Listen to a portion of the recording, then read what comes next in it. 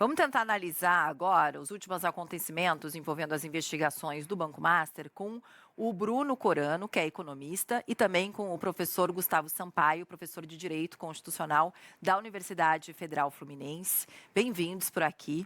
Eu vou começar com o professor Gustavo Sampaio por conta ali dessa abertura dessa parte desse inquérito e das divergências que apareceram. Tem um momento que a delegada fala justamente assim: houve uma divergência que nós consideramos muito interessante e que merece ser explorada. O senhor Vorcaro, durante o seu depoimento, disse que a partir de janeiro, a comercialização das carteiras da Tirreno, o senhor informou ao BRB que o doutor Paulo Henrique estaria ciente de que essas carteiras seriam de originadores, seriam giradas por crédito da Tirreno. O senhor confirma? Aí ele fala não. Na verdade, a gente anunciou que faria vendas naquela ocasião de originadores terceiros. Aí continua falando com ela e aí ela pergunta ao Paulo Henrique. Gostaria que o senhor comentasse essa afirmação. Foi entendimento que eu coloquei aqui mais cedo, é que eram carteiras originadas pelo Master que haviam sido vendidas ou negociadas a terceiros. E aí Vorcaro fala, não tem essa informação de ser revendida pelo Master. Eles estão se contradizendo, professor. O que é uma contradição desse patamar, numa investigação também deste patamar, cria de sinal de atenção, ou quer dizer, ou também muda um pouco os rumos da investigação? Boa tarde, bem-vindo. Muda muito. Boa tarde, Paula. Boa tarde ao economista Bruno também, aos amigos da Band News. Muita coisa, mas é preciso notar, Paula, que quando se trata de um procedimento investigativo, ou mesmo no curso de uma ação penal, claro, apenas para explicar, não há ação penal em curso ainda. Mas seja numa ação penal, seja num procedimento investigativo, quem está na condição de investigado não é obrigado a produzir prova contra si. Então, muitas vezes, se ele fizer uma declaração verdadeira, ele não está colaborando com a sua própria autodefesa. A autodefesa é aquela exercida pela própria pessoa do depoente, a pessoa do investigado ou, futuramente, a pessoa de um possível réu numa ação penal, se tudo chegar a essa condição. Mas o que seria inexorável, que nós teríamos contradições. E por que, talvez, Paula, as contradições estejam acontecendo, sobretudo nesse ponto? Porque esse é o ponto nevrálgico das operações. Quando nós falamos da aquisição e venda de carteiras sem confiabilidade ou mesmo sem lastro, nós estamos falando da possível materialização do próprio crime que envolve a aquisição daqueles ativos pelo Banco Regional de Brasília, o BRB. Porque se a aquisição, sem qualquer lastro, sem qualquer procedibilidade, tinha sido feita por um valor X, hipoteticamente, e a venda é feita ao BRB por um valor de 2x, há um enriquecimento incondicional do Banco Master que poderia resolver muitos dos seus problemas. E isso talvez defina uma das razões da prática de crimes previstos, Paula, na Lei 7492 de 1986, que é a Lei dos Crimes contra o Sistema Financeiro Nacional. É bom lembrar que a Polícia Federal, ora investiga a possibilidade, digo possibilidade porque não há decisão criminal transitada em julgado, possibilidade de crime de gestão fraudulenta, possibilidade de crime de gestão temerária, ambos previstos na Lei dos Crimes contra o Sistema Financeiro Nacional, e possibilidade de crime de organização criminosa da Lei 2.850. Se somar todas as penas aí, chega-se a uma pena elevadíssima, Paula. Então, é nesse ponto fundamental que as contradições surgem, porque cada um está tentando sobreviver. Cada um está tentando verter as suas considerações no sentido que mais puder preservar a sua inocência, seu estado de inocência. Mas a verdade vem daí. E nessas contradições é que começa a surgir o conjunto das verdades, a ponto de se ter um arsenal probatório suficiente, Paula, para, ali na frente, o Ministério Público estar numa condição confortável para a propositura de uma ação penal pública. Pena que tudo isso esteja acontecendo, ainda bem que está sendo chegado ao nosso conhecimento, para nós entendermos as vísceras dessas relações de poder entre mercado e poder público, sobretudo porque envolve uma estatal, o BRB em Brasília, que pode ter repercussão envolvendo, inclusive, grandes autoridades públicas, Paula. Inclusive tem essa questão também, né, do sigilo do Dias Toffoli, ou seja, a polícia teve que ir lá pedir para ter conhecimento de algumas partes ali do depoimento que são muito importantes, como essa também, da cariação, para se nortear a investigação, que dá uma grande mudança, como o senhor estava explicando, professora. Agora, Bruno, tem uma parte ali que a delegada chega a perguntar para o Vorcaro, se o senhor fosse presidente do BRB, tentaria comprar um banco que já lhe havia vendido mais de uma vez carteiras de crédito falsas? E ele responde, primeiro, novamente, o banco não vendeu carteiras de crédito falsas para o BRB. E sim, se eu fosse o BRB, compraria. E foi uma pena o negócio ter sido negado. Explica para a gente quando é que se chega a esse ponto de se vender carteiras, de se vender um banco. Como é que funciona internamente para a gente entender essas negociações e como se chega realmente a esse ponto de venda de carteiras que a gente está discutindo aqui? Boa tarde, bem-vindo, Bruno. Boa tarde, Paula. Boa tarde ao professor Dr. Gustavo e boa tarde também a todos que nos assistem. Bom, eu começaria por um ponto que é o entendimento do sistema financeiro brasileiro. Por mais que o Brasil tenha, eventualmente, uma moeda frágil, que já perdeu muito valor frente, por exemplo, ao dólar, o sistema financeiro brasileiro ele é muito moderno e especialmente fruto de décadas de inflação muito alta. Então, a gente tem um mecanismo, tecnologia e instituições que são exemplo para o mundo. E, consequentemente, o Banco Central também é uma referência. A sua pergunta foi o que leva a essa movimentação de carteira.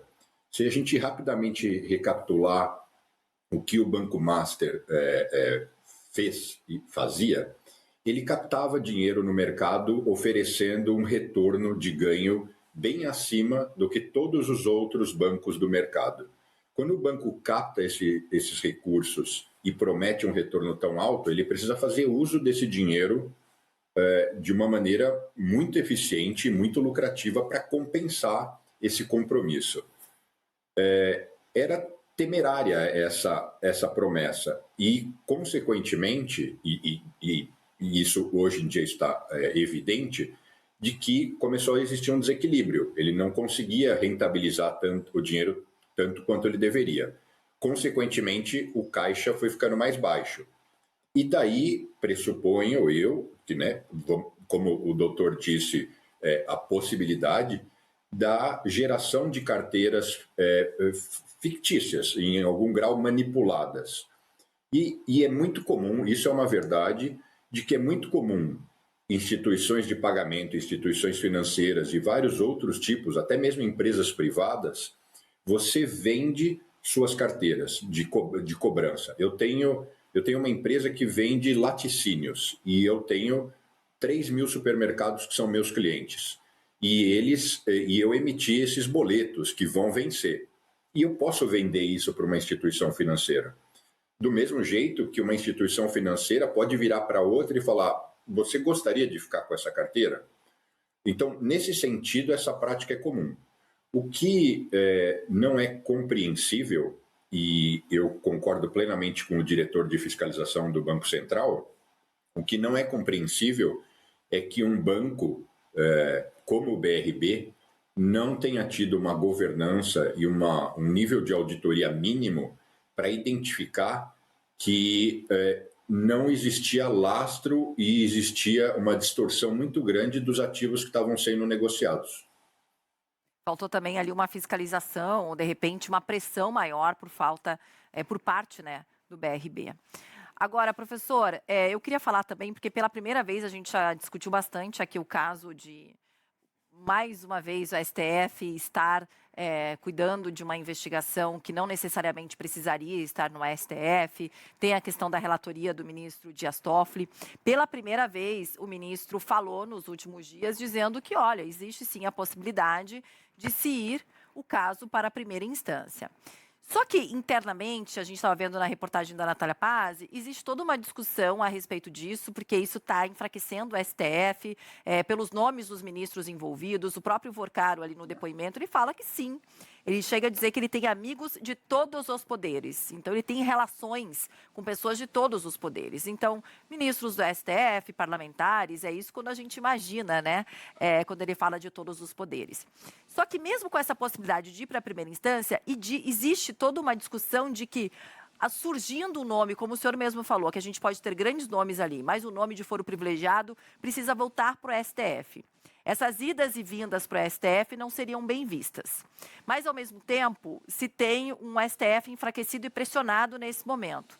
Existe algo que seria a melhor saída ou a saída mais honrosa diante disso tudo, professor? Paulo, uma vez que a confusão já está instaurada, qualquer saída parece o que está aparecendo. Um reposicionamento do Supremo Tribunal Federal diante da opinião pública pela grande repercussão que tudo isso tomou, uma repercussão incondicional. Nem se pode responsabilizar os moralistas, denuncistas que falam sobre comportamento de autoridades públicas, por quê? Porque com esse nível de sigilo que foi decretado sobre o objeto das investigações, nós nem temos condições de dizer exatamente o que está acontecendo. Tudo fica no plano da dedução, das especulações. Mas, certamente, a nota do ministro relator, ela lança ao átrio do espaço público o entendimento de que o Supremo Tribunal, Paulo, está tentando se reposicionar e se explicar perante a opinião pública. E diz que vai fazer o que ainda não fez e o que não se sabe se fará. Porque a pressão foi tão grande no sentido de que, de fato, a autoridade de supervisão dessas investigações haveria de ser da Vara Federal de Primeira Instância, e pressão muito grande por uma simples razão: não há o mais remoto elemento que defina a competência do Supremo Tribunal Federal, a de ser mesmo da Vara Federal, uma vez que foi demonstrado que aquele contrato celebrado entre o deputado federal João Bacelar, da Bahia, e o Banco Master não tinha relação nenhuma com as investigações, a não justificar, portanto, a autoridade de supervisão do Supremo Tribunal Federal. Então, tudo deveria tramitar em primeira instância. Mas o ministro relator diz: há possibilidade, não afirma, há possibilidade de que tudo seja restituído à primeira instância, mas ao fim das investigações. Ora, então ele está dizendo que todas as investigações serão supervisionadas pelo Supremo Tribunal, mas acaso haja, portanto, a restituição à Vara Federal, que uma ação penal pública possível, se vier a ser proposta pelo Ministério Público, tramitará na Vara Federal. Ainda assim, ele não é categórico. Ele diz: talvez isso ocorra. E aí, para terminar, Paulo, tem uma nuance que é perceptível. Alguém em depoimento apontou a possibilidade de envolvimento de quem? Do governador do Distrito Federal. Olha o problema processual que isso causa, Paula. Governadores dos estados e do Distrito Federal, segundo a Constituição da República, gozam de prerrogativa de foro onde? No Superior Tribunal de Justiça. Então, o que se está dizendo? Que se o Supremo Tribunal Federal restituir a matéria, como há uma possibilidade, segundo o ministro Dias Toffoli, à primeira instância, que a depender das investigações, essa supervisão pode subir ao Superior Tribunal de Justiça, que é onde está o foro por prerrogativa de função de governadores dos estados e do Distrito Federal, porque alguém apontou o nome do governador Ibanez numa dessas relações. Já se especula até na comunidade jurídica, sabe, Paula, nesse jogo de xadrez dos depoimentos, se quem apontou o nome do governador Ibanez já não teve por objetivo provocar investigações que envolvam o governador para forçar que a matéria não volte à Vara Federal de primeira instância e, se sair do Supremo Tribunal, que o poder de supervisão fique no Superior Tribunal de Justiça. É um jogo de xadrez, Paula. É preciso ficar muito atento, porque nós estamos diante de um grau máximo de sigilo e é preciso observar os passos, porque todos sabem. O que eu tenho dito aqui no jornal, Paula, há possibilidade de essa operação investigativa do Banco Master se tornar uma nova operação do porte da Lava Jato no Brasil. Então, toda atenção é pouca. Até porque existe a relação ali de quem é responsável pelo BRB, que é diretamente o governo do Distrito Federal, e aí vem os nomes que começam, e também tem esse ida e vindas, como a gente estava falando, né, do foro privilegiado, o que pode acontecer juridicamente. Professor, obrigada por ter conversado com a gente, agradeço o Bruno também, tinha mais perguntas para o Bruno, a gente tinha inclusive uma arte preparada para o pessoal saber quem que vai receber dinheiro ou não, mas notícia para variar sempre chama, está tendo um incêndio aqui no Encore em São Paulo, então a gente vai cobrir também. Obrigada, professor, obrigada, Bruno, até a próxima, viu? Boa tarde, Paula. Boa tarde a todos. Boa tarde ao economista Bruno. Bom jornal.